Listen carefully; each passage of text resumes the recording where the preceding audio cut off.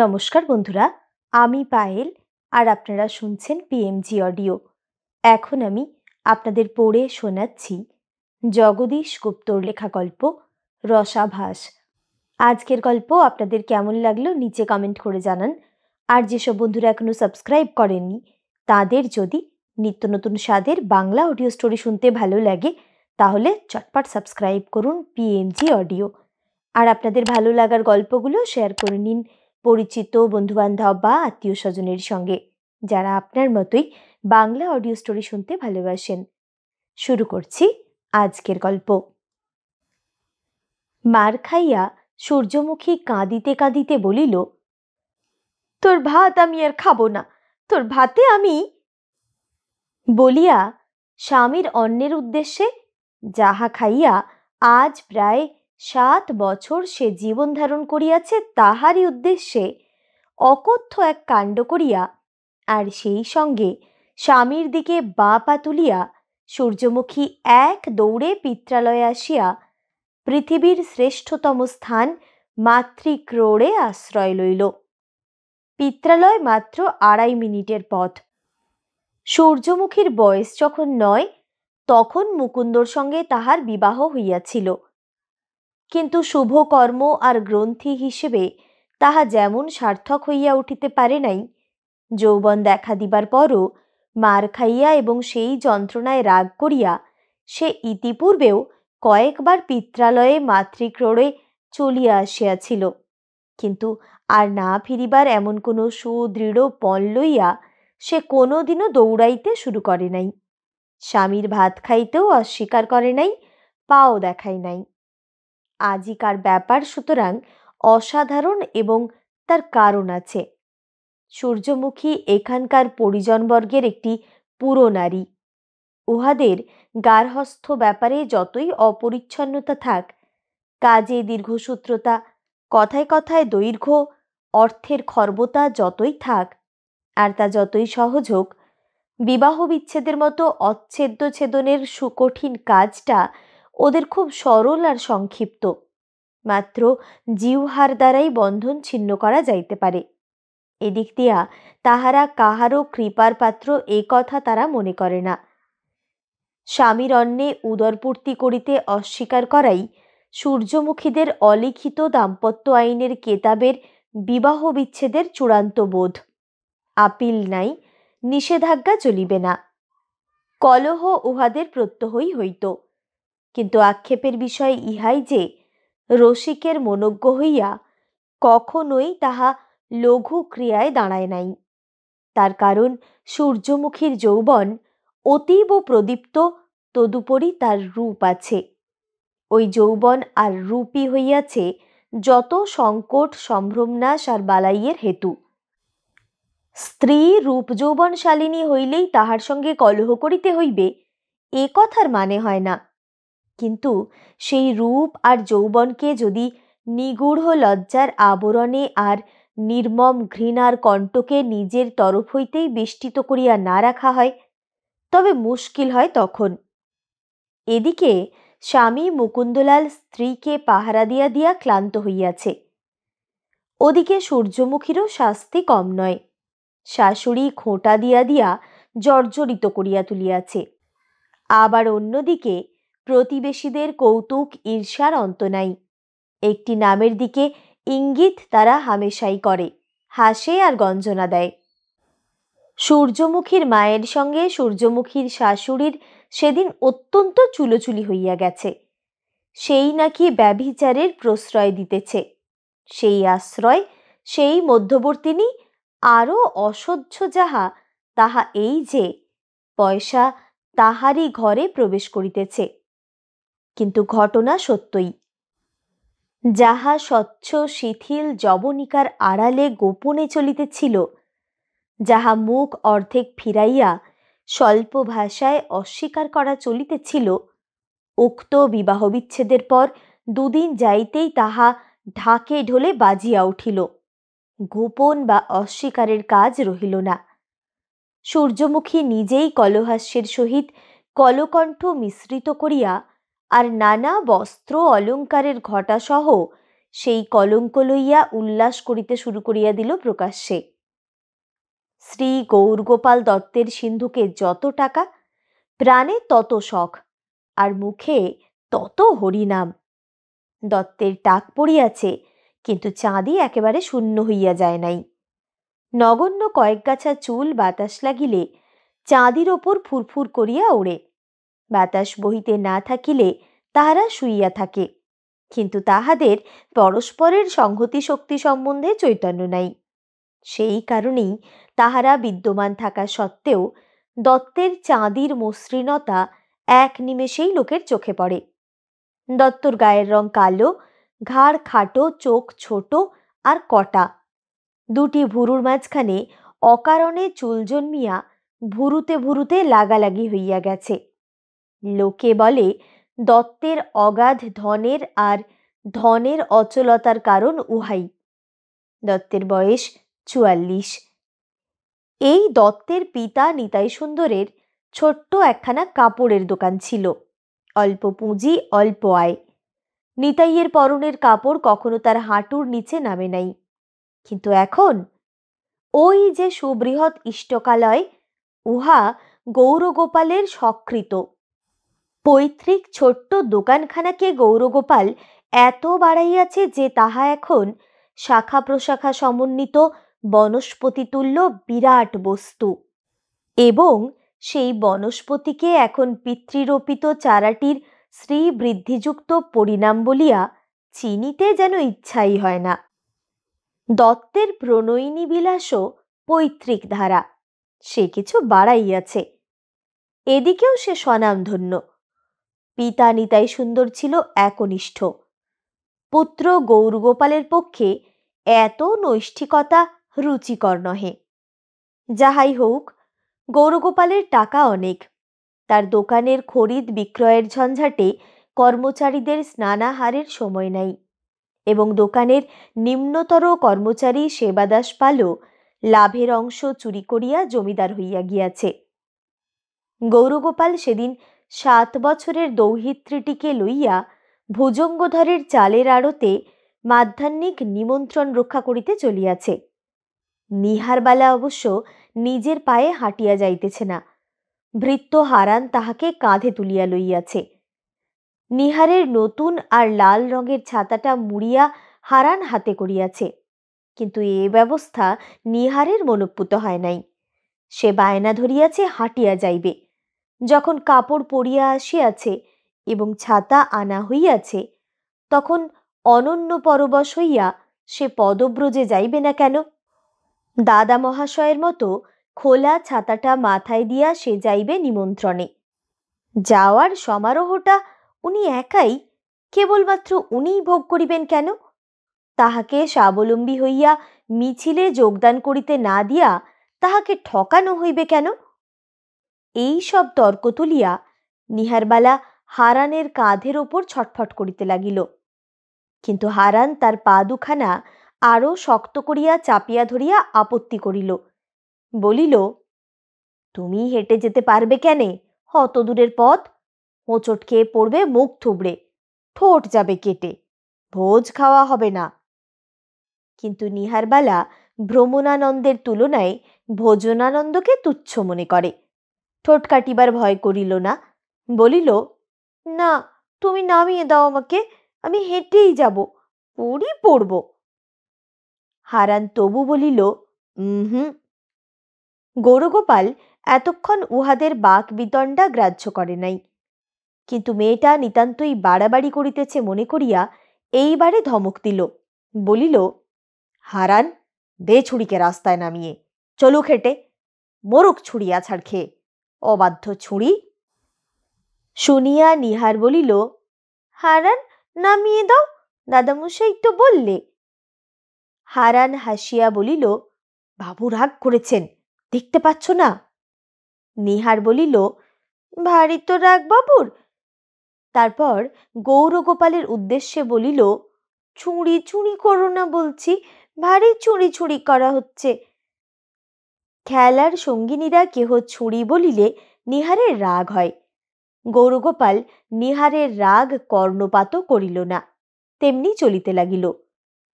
হারানো আবার একটু হাসিয়া তেমনি চলিতে লাগিল। এমন সময়ে চলিতে চলিতে চারা একটা খেজুর গাছের ছুচালো পাতার খোঁচা বাঁচাইবার মোড় ঘুরিতেই সর্বাগ্রবর্তী গৌরগোপালের চোখে পড়িল সূর্যমুখী। সূর্যমুখী সেদিন মায়ের কাছে খালি বেড়াইতে আসিয়াছিল। শাস্ত্রের মতে গৌরগোপালের আত্মিক জীবনে নয়, নশ্বর দৈহিক জীবনে এখন শিথিলতার যুগ আসিয়াছে। পরীক্ষায় হয়তো ধরাও পড়ে, কিন্তু সেটা কেবল গড়পড়তা হিসাব। হস্তপদাদি কোনো বিশেষ অঙ্গকে কিংবা চক্ষু কর্ণ প্রভৃতি কোনো বিশেষ ইন্দ্রিয়কে খর্ব করিয়া তার বয়স ৪৪-এ পৌঁছায় নাই। আর গৌরগোপালের দৃষ্টি চিরকালই প্রখর। দোকানে চুরি ছাড়া আর সবই তার চোখে ভালো করিয়াই পড়ে। সুতরাং সূর্যমুখী তার চোখে পড়িল, এবং চোখে পড়িতেই গৌরগোপালের স্বতই মনে হইল আশ্চর্য রূপ। বিশালাকায় অশ্বত্থ বৃক্ষটি আকাশে পল্লবছত্র বিস্তার করিয়া দাঁড়াইয়া আছে। তাহার নিচে একখানা ছেঁড়া চটে মোড়া ছাপ্পড় লাগানো গরুর গাড়ি পড়িয়া আছে। একটি ছাগল চড়িতেছে, সঙ্গে ৩টি বাচ্চা। আর কোথাও কিছু নাই। স্থানটিতে একটি মিতাপৃষ্ট নিভৃতির ভাব অচঞ্চল হইয়া বিরাজ করিতেছে। সকল বস্তুর সাধারণ বিন্যাসকে স্বচ্ছতা আর আলোক প্রাণ দিয়া একটা আন্তরিক অব্যাহত অর্থে পরিপূর্ণ করিয়া তুলিয়াছে উহার রূপ। এই শব্দহীন নির্জন স্থানে দাঁড়াইয়া সূর্যমুখী যেন তার অবিনশ্বর অনন্ত রূপের ডালি উপরে আকাশ আর নিচে দিক প্রান্ত পর্যন্ত লীলা কৌতুকে ভরে প্রসারিত করিয়া দিয়া প্রকৃতির আলো ছায়ার অর্ঘ্য গ্রহণ করিতেছে। অতি মুক্ত প্রকৃতির সঙ্গে যেন তার অতি জীবন্ত বক্ষ স্পন্দনের যুগ্ম নৃত্য চলিতেছে। পল্লব মর্মর তরঙ্গে যেন রূপোপভোগের রোমাঞ্চ বহিতেছে। গৌরগোপাল এক নিমেষেই রোমাঞ্চিত হইয়া গেল। সূর্যমুখী একটু মুচকি হাসিয়া পিছন ফিরিয়া দাঁড়াইল। গৌরগোপালের তৎক্ষণাৎ মনে হইল গৃহপালিতা এই নারী তার অবশ্য প্রতিপাল্য। সূর্যমুখীর ভাগ্যোন্নতির সূত্রপাত ওইখানেই, অর্থাৎ তাহার গৌরগোপালের চোখে পড়িবার আর চোখে ভালো লাগিবার ইতিহাস ওই। তারপর আর সব খুবই সহজ। টাকা যেখানে অগ্রগামী, চাহিবা মাত্র দিবার অঙ্গীকার যেখানে, কান টানিলে মাথার মতো অক্লেশেই আসা সম্ভব, সেখানে প্রত্যাখ্যানের আশঙ্কায় কম্পিত কলেবরে বিশেষ করিয়া মনোরঞ্জনের জন্য পদধরনের প্রয়োজনই হইল না। প্রেম নিবেদন প্রভৃতি বাজে জিনিসের স্থান সেখানে তো নাই। এক কথায় অগ্নির সহায় যেমন বায়ু, ইচ্ছার সহায় তেমনি টাকা। টাকা চাই, দুর্দিনের জন্য চাই, সুদিনকে ফুটাইবার জন্য চাই, পরকে দেখাইবার জন্য চাই, নিজে দেখিবার জন্য চাই। সুতরাং আরও ২ দিন সহিয়া থাকিয়া সূর্যমুখী পরম গুরু পতিকে পা দেখাইয়া মায়ের কাছে চলিয়া আসিল। তা তো আসিলই, তার উপর সূর্যমুখীর রূপের দেমাকের ওপর টাকার দেমাক পড়িয়া তার পা ফেলাটাই দেখিতে দেখিতে অন্য রূপ হইয়া গেল। বাজাইয়া বাজাইয়া নগদ টাকা সে শত্রু মিত্র কাহাকেও দেখায় না বটে, কিন্তু বস্ত্র দেখায়, অলঙ্কার দেখায়। তাহা দেখিয়া আর তাহার অহংকার দেখিয়া বাগদিপাড়ার কুরূপা আর ভাগ্যহীনা মেয়েগুলির নিজের গায়ের মাংস দাঁতে পিষিয়া চিবাইতে ইচ্ছা করে। বলা বাহুল্য, গৌরগোপাল নিত্য আসে। সেবাদাস প্রভৃতি কর্মচারীবৃন্দ সেই অবসরে তার দোকানের লাভ আরও চুরি করে। সূর্যমুখীর মনে হয় যুবকের চাইতে বৃদ্ধ ভালো। বুড়োরা পা ছুঁই করিয়া আদর করিতে জানে এবং ছুঁইতেও প্রস্তুত, আর আরও ভালো যে তাবা দিতে জানে। গৌরগোপালের মনে হয় দেশের লোককে বঞ্চিত করিয়া সে রাজা হইয়া গেছে। সূর্যমুখীর ৮ পৌরে কাপড়েরই পাড়ের চটকে আর জমির জৌলুস দেখিয়া প্রতিবেশিনী ফণী বলে অন্য কথা, বলে, এখন দেখছিস পোড়ার মুখে গলা গলা জল, জল একদিন নেমে যাবে, দাঁড়িয়ে থাকবি তুই ততখানি পাকে, আমরা কিন্তু এমনি থাকবো চিরকাল। যেন সে বর্তমানে বেশ সুখেই আছে, আর ধর্মপথ ছাড়া সুখ নাই। সূর্যমুখী আঁচল ঘুরাইয়া চাবির রিং পিঠের ওপর ঝম করিয়া ফেলে, তারপর বলে, তাই তুই থাক, আমিও এমনি থাকি, তাতে আমার দুঃখ নাই, পদ্ম পাকেই থাকে। লোহার চাবির মালিক হওয়া বড় গৌরবের কথা। রিং ভরিয়া তার গুচ্ছ তৈরি করাও পাড়ার মেয়েদের যৌবনের একটি প্রধান শখ, উহা জীবনের একটি প্রধান সম্পদ। ফণিরও চাবি আছে, কিন্তু অঞ্চল সমেত আবর্তিত করিয়া ঝম করিয়া পিঠে ফেলিবার মতো অত নাই, একটি আছে, তা আবার মায়েরও কাজে লাগে বলিয়া চালের বাতায় গুঁজিয়া রাখিতে হয়। কাজেই সূর্যমুখীকে আঁচল সমেত চাবি ঘুরাইতে দেখিয়া ফণির বুক আরো হুহু করে। নির্ঘাত কথাটাই তখন বলে, মলে বাঁচি।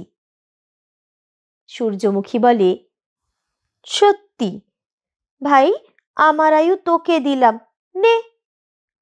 বলিয়া সে ডান হাতের আঙ্গুলগুলি জড়ো করিয়া তাহার দিকে নিজের অদৃশ্য পরমায়ুকেই যে ছুড়িয়া দেয়, তারপর বিদ্যুৎ চমকের মতো তীক্ষ্ণ একটু হাসিয়া চঞ্চল দেহখানাকে নৃত্যের ভঙ্গিতে দোলায়িত করিয়া ফণির একেবারে গায়ের কাছে দিয়া সুবর্ণ মৃগীটির মতো ছুটিয়া যায়। এমনি করিয়া দিন যায়। পুরাতন ওই একই সূর্য নিত্য ওঠে, কিন্তু যখন সে ওঠে লোকে তখন তাহাকে বলে নবীন সূর্য। অন্ধকার দূর করিয়া জীবনের মূল রস দান করে বলিয়া সে চিরনবীন। গৌরগোপাল নিত্যই আসে, নিত্যই নব উপহারের অঞ্জলি লইয়া আসে সে। অভাব বলিতে সে কিছুই রাখে নাই, কিন্তু সূর্যমুখীর তাহাকে নিত্যই নব মনে হয় না। গৌর যেন অন্ধকারে হাতড়াইয়া বেড়াইতেছে, তাহার নাগাল পাইতেছে না। সূর্যমুখী মনে মনে একটু খুঁতখুঁত করিতে লাগিল, তারপর একটু ছটফট করিল, তারপর এমন হইল যে গৌরগোপালের কথা ভাবিতে গেলেই বিতৃষ্ণায় তার মুখ যেন আপনিই অন্যদিকে ফিরিয়া যায়। এমন সময় তার দেখা হইয়া গেল হৃদয়নাথের সঙ্গে।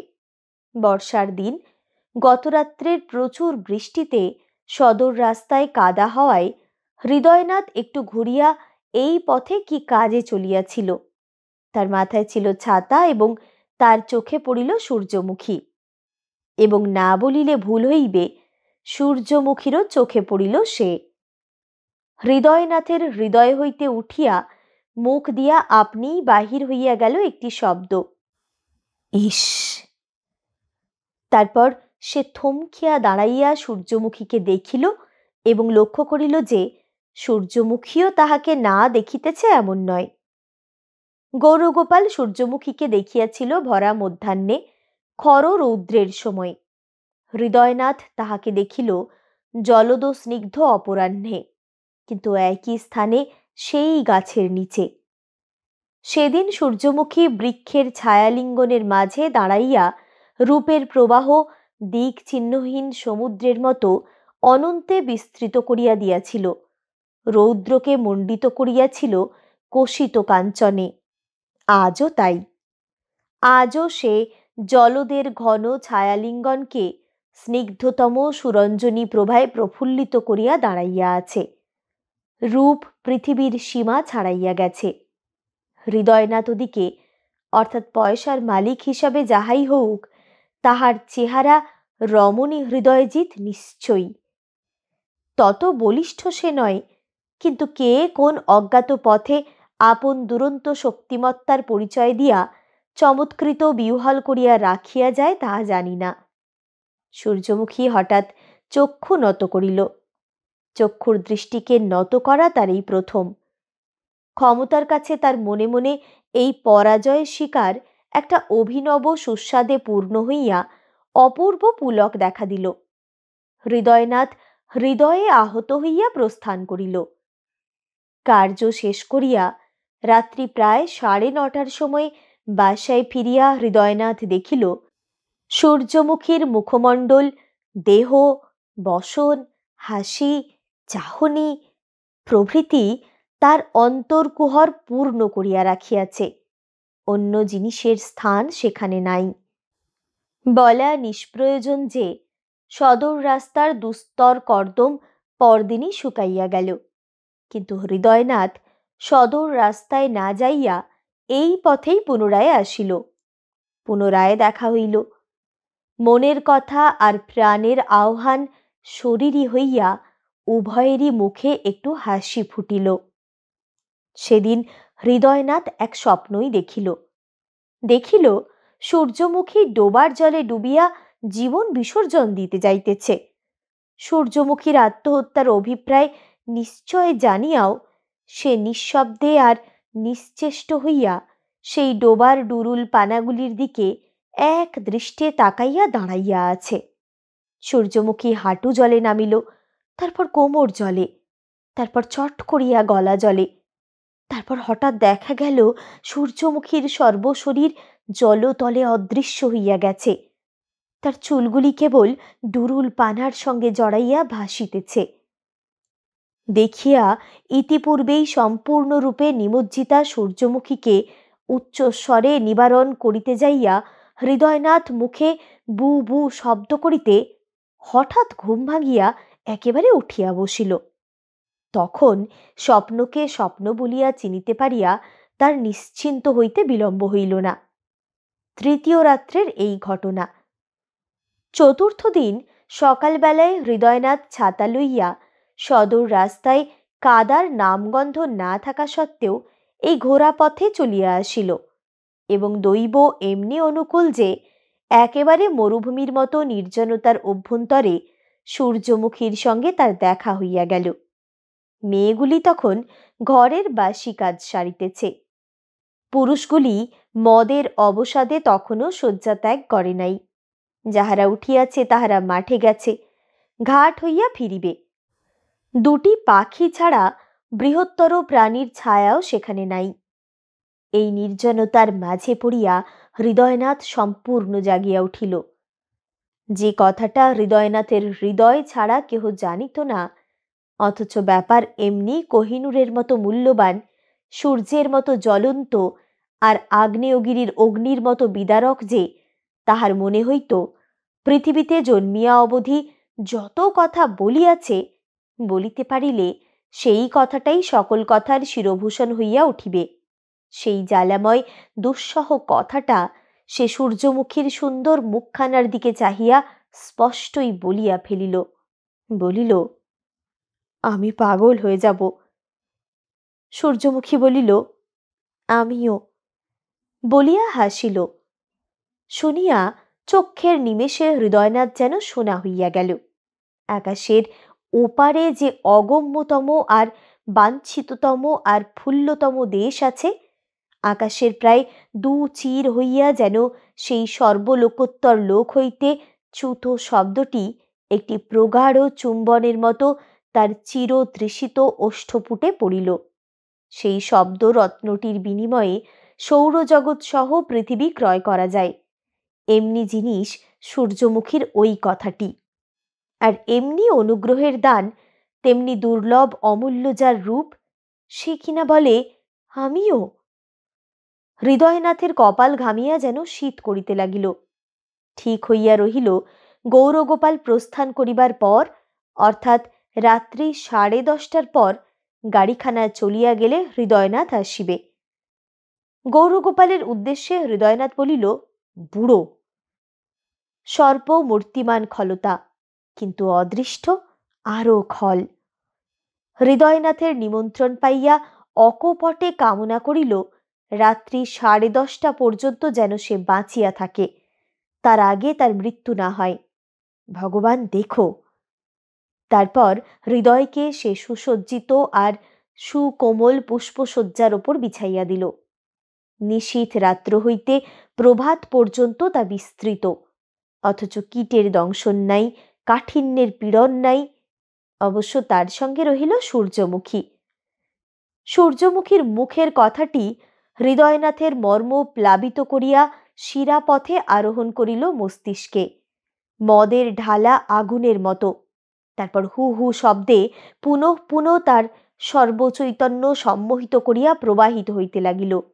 তারপর শিহরিত রোমের কূপে কূপে সেই শব্দেরই ঝঙ্কৃত স্ফুলিঙ্গ নির্গত হইতে লাগিল। চক্ষু অন্ধকার এবং কর্ণ বধির হইয়া রহিল। অর্থাৎ পৃথিবীতে যে আর কিছু আছে এই জ্ঞান লোপ পাইয়া গেল। হৃদয়নাথের ভয় হইল, সে কি পাগল হইয়া যাইবে? এত আনন্দ অবাধে ধারণ করিতে পারে এমন প্রকাণ্ড স্থান তার হৃদয় তো নয়।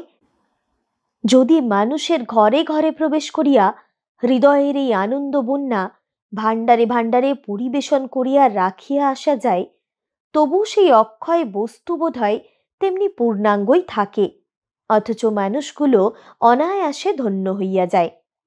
কবির প্রণয় সঙ্গীতগুলি তাছাড়া আর কি। হৃদয়নাথের সময় বড় কষ্টে কাটিতে লাগিল। সময় যেন অবাধে চলিতে পারিতেছে না, কাঁটায় বিধিয়া পড়িতেছে।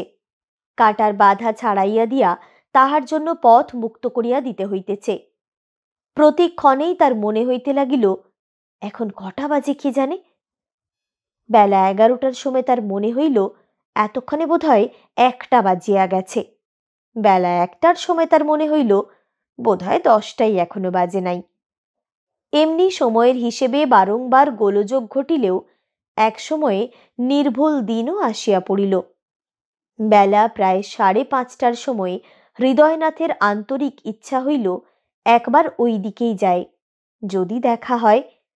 কিন্তু অদৃষ্ট কি এতই প্রসন্ন বিঘ্নমুক্ত যে যখনই যাইবে তখনই দেখা হইবে?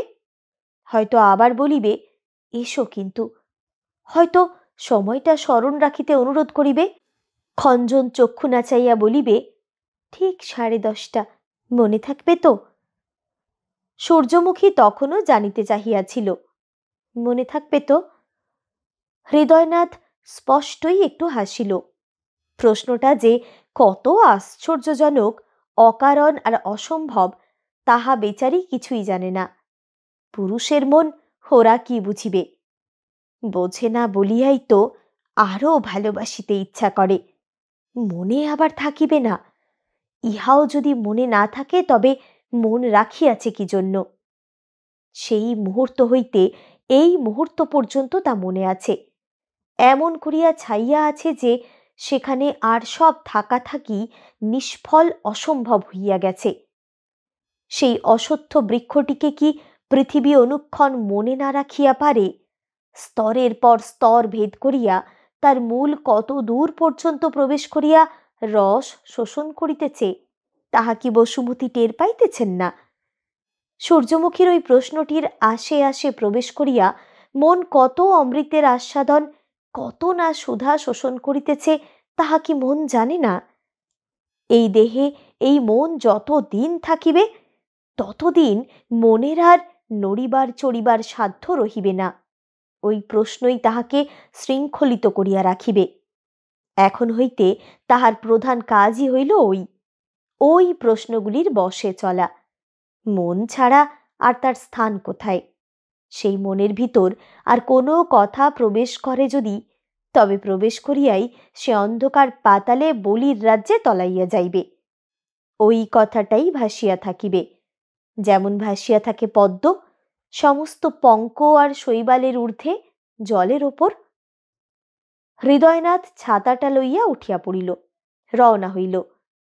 তখন তাহার মনে হইল তাহার নিজের নামটি বেশ, হৃদয়নাথ। পঙ্কজিনীরও সে হৃদয়নাথ বটে, কিন্তু সে সত্য স্বামিত্ব ধরিয়া বাঁধিয়া। 10 জনে সভা করিয়া বলিয়াছিল লও, সেও লইয়াছিল। নেহাত নাচারে পড়িয়া সে হইয়াছে হৃদয়েশ্বর, তিনি হইয়াছেন হৃদয়েশ্বরী। ব্যাপারটা হাস্যকর নয় কি? বন্ধন যদি উপর পড়া হইয়া ফাঁস লাগায়, তবে 15 আনা আনন্দ ফাঁসের টানেই মারা পড়িয়া যায়। কিন্তু যেখানে একটি হৃদয় আর একটি হৃদয়কে কামনা করে, আপনার স্বভাববশত প্রেম আবেগে উচ্ছ্বসিত হইয়া সেখানে হৃদয় বিনিময় কত উপভোগ্য, তাহার কি ইয়ত্তা আছে না ব্যাখ্যা আছে? মানুষ আজও সেই সুখকে মাপিয়া উঠিতে পারে নাই, ঠিকমতো বুঝিয়া উঠিতে পারে নাই। হৃদয়নাথের মনে হইল সকল মানুষের উপর টেক্কা দিয়া সে কিছু কিছু বুঝিয়া ফেলিয়াছে। তারপর তার মনে পড়িল শয্যাকে, অত্যন্ত বাস্তব সেই শয্যা। গৌরগোপাল কি মলিন শয্যায় শয়ন করে, এত দিয়াছে, ভালো বিছানা দেয় নাই। সেই শয্যায় তাহারা দুজন, সূর্যমুখী তার অত্যন্ত নিভৃতে। পৃথিবীর আর সব জীবন জাগৃতি তাহাদের দুজনকে ওই নিভৃতে রাখিয়া সরিয়া গেছে। সেই নিভৃতি এমনি অটুট হইবে যে বাতায়নে বায়ুর আঘাত নিষিদ্ধ, পত্রের মর্মর নিষিদ্ধ, আলোক শিখার কম্পন নিষিদ্ধ। পৃথিবী মৌন মেঘে ঢাকা চাঁদের মতো মেঘের বাহিরে একটা স্থানে সে অবলুপ্ত, কাছে না থাকিয়াই সে থাকার সুখ দিতেছে। নিভৃতির পরম আনন্দ আর সময়ের দৈর্ঘ্য দিয়া পরিসমাপ্তির সুদূরতার সুধাস্বাদের ফোঁটায় ফোঁটায় ফেলিয়া উভয়কে অশ্রান্ত অনন্তের কোলে বসাইয়া দিয়াছে। অন্ধকার নিঃশব্দ জগতের একাংশে অতলতার একেবারে প্রান্তে তাহাদের শয্যা রচিত হইয়াছে। বাহিরের সকল চেতনা আচ্ছন্ন কেবল তাহাদেরই বক্ষ স্পন্দনে আদি চৈতন্য প্রাণ পাইয়াছে। নিঃশ্বাসের তালে তালে বুকের উত্থান পতনে স্পর্শ বিযুক্ত আর সংযুক্ত হইতেছে, কিন্তু চেতন উল্লাসের যে স্রোত ছুটিতেছে তাহার বিরাম নাই। পরস্পরের রক্তের উত্তাপ বিনিময়ে সঞ্চালিত করিয়া দিয়া তাহারা প্রাণের মূলে দুঃসহ আলোড়ন অনুভব করিতেছে। ব্যগ্র নির্ভীক উন্মত্ত সে অনুভূতি। নিভৃতে তাহারা, এই অব্যাহত পরম নিভৃতি করিবে দিশেহারা। স্পর্শকে নিবিড়তম, মিলনকে পূর্ণতম, আলিঙ্গনকে নিঃসন্দিগ্ধ আন্তরিকতায় উষ্ণতম, তাহাদের কণ্ঠকে করিবে অনুচ্চারিত শব্দে মুখর, শব্দকে করিবে অনির্ণেয় অর্থে পূর্ণ, অর্থকে করিবে অচিন্তনীয় রসে এমনি মধুর যে তাহাদের সঙ্গে সঙ্গে শিহরণ প্রবাহিত হইয়া একসময় মূর্ছার মতো একটা প্রকম্পিত অসারতার মাঝে তাহারা বিলীন হইয়া যাইবে। হৃদয়নাথ চলিতে চলিতেই সুদীর্ঘ একটা নিঃশ্বাস মোচন করিয়া দিল। বুক তখন কতকটা হালকা হইল, কিন্তু ওই কুহকী নিভৃতিবোধ তাহাকে ত্যাগ করিল না। শান্ত মধুর অপরিসীম আনন্দময় সৃষ্টিব্যাপী ভয়হীন শব্দহীন নিভৃতি। অমনি নিভৃতি যেন তার আকাঙ্ক্ষার মুখ্য বস্তু, রমণী গৌণ। নিভৃতি যেন রমণীর রমণীয়তা, রমণীর আত্মার আর দেহের শ্রেষ্ঠতম অশরীরী রূপ। নিভৃতিকে ধ্যান আর তাহাকে চাখিতে চাখিতে হৃদয়নাথ তেঁতুল তলায় পৌঁছিয়া গেল। সেই অশ্বত্থ বৃক্ষটির নিকটেই বাঁ দিকে খেজুর ডালের বেড়া দিয়া একটি মনসা বৃক্ষ রোপণ করা হইয়াছে। একটি স্ত্রীলোক একটি ছাগলের গলায় আঁচল দিয়া টানিয়া লইয়া যাইতেছে। হৃদয়নাথ তাহাদের পথ দিতে মাটির একটা ঢিবির ওপর উঠিয়া দাঁড়াইল। ভদ্রলোক দেখিয়া স্ত্রীলোকটি তাহাকে সালিশ মানিল, বলিল, দেখুন কেন বাবু, বাড়িতে হারামজাদির এক দণ্ড মন বসে না, কে কোথায় শাক আউজেছে তারই। ছাগলের দুশ্চরিত্রতা সম্বন্ধে আর কি অভিযোগ সে করিল তাহা হৃদয়নাথের কানে গেল না। হঠাৎ তাহার মনে হইল ফিরিয়া যাই। এসব ব্যাপারে মনে যাহাই হউক, বাহিরে অতিরিক্ত উতলা হওয়া কিছু নয়। উহাদের কাছে খেলো আর নিজের কাছেই যেন কেমন পানসে হইয়া যাইতে হয়। একটু থমকিয়া থাকিয়া হৃদয়নাথের পরক্ষণেই মনে হইল, কিন্তু ছাতার আড়াল দিয়া একটিবার তাহাকে নয় সেই স্থানটাকে দেখিয়া গেলে ক্ষতি কি? দেখা যদি দৈবাত হয়ই, তবে সে মনে করিতেও পারে অন্য কোনো দরকারে এদিকে আসিয়াছে। দ্বিধা ঘুচিয়া হৃদয়নাথ অগ্রসর হইয়া গেল।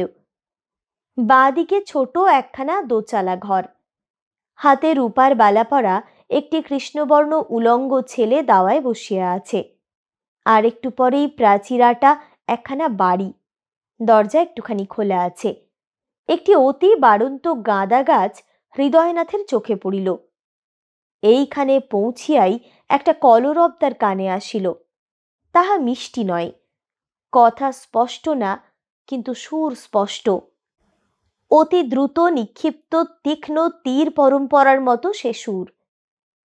এবং আরও খানিকটা আগাইয়া আসিতেই যে দৃশ্য উদ্ঘাটিত হইয়া তার চোখের উপর দেখা দিল, তেমন দৃশ্য সে অনেক দেখিয়াছে, কিন্তু বিভৎস হইয়া তার চোখে পড়িল আজ প্রথম। আজ সে একেবারেই প্রস্তুত ছিল না। আজ যে স্থানে তার মন যাইয়া পৌঁছিয়াছে, সে স্থান পুষ্পরেণুর মতো সূক্ষ্ম, মেঘের মতো কোমল, করবীর মতো নীরব, এবং সে নিভৃত। সে নিভৃত কিছুর মতো নয়, তাহা তাদের অন্তরের নিজস্ব সৃষ্টি আর প্রাপ্তি। হৃদয়নাথ দেখিল মাঝখানে মাত্র হাত 10 ব্যবধান রাখিয়া দুইটি রমণী কলহ তাণ্ডবে মত্ত হইয়াছে। অন্যদিকে তাহাদের হুঁশ নাই।